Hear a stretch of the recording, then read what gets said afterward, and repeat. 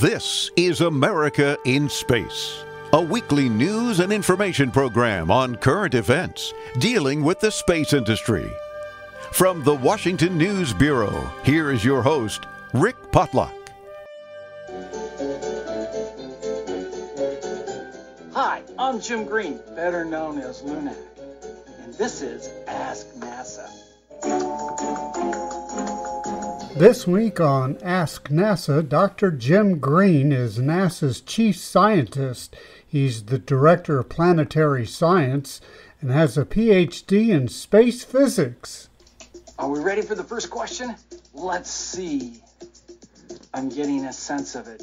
Yes, we're going to the moon, and we're doing it for many important reasons. It's because we want to practice on going to Mars. Things that we want to do is to learn to live and work on a planetary surface.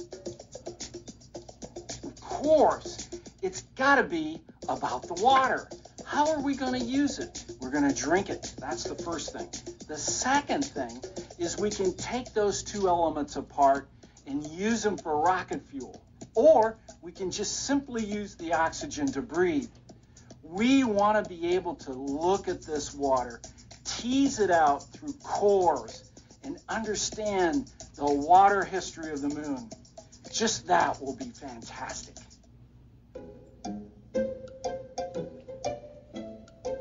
Ah, yes, the South Pole. It's fascinating. Let's see what it looks like. Here's some LRO data, and it shows us all the areas that have sunlight and all those areas that never receive any sunlight. These are the areas that have the water. What equipment are we going to take to the moon? Well, this is going to be done with the commercial groups that are planning to have landers and rovers, and we're going to ride along. We're going to take scientific instruments with us and tease out the impact history of the moon. That will tell us how the Earth and the moon evolved together. Let's find out what else is going on at Mars. Ah, yes, Marnak knows the answer to that, and it's right here. This is one of our fantastic rovers. It's called Curiosity, and it's currently roving on Mars today. We need to know what that is, because it will tell us if Mars is like Earth. All right, sack it to me. Why is Mars red? Mars is red because it's been oxidized. That means it has material on the surface that grabs that oxygen and turns it red. How are the moon and Mars similar? Well, that's our plan. We're going to go to both.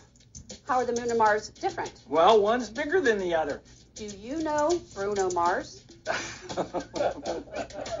Plays real well. He's the one that wants to go to Mars, too. We ought to take him.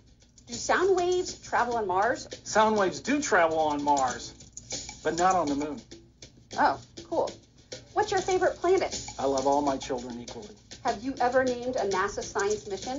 Well, a couple. I was involved in the Image mission, so I helped name that. The Curiosity was the one I helped name. I didn't put in the essay, but I knew it when I saw it. That was the name it needed to be. Can you describe the solar system in one word? Massive. Do you have a question for NASA? Send your questions to our experts on Twitter using hashtag AskNASA.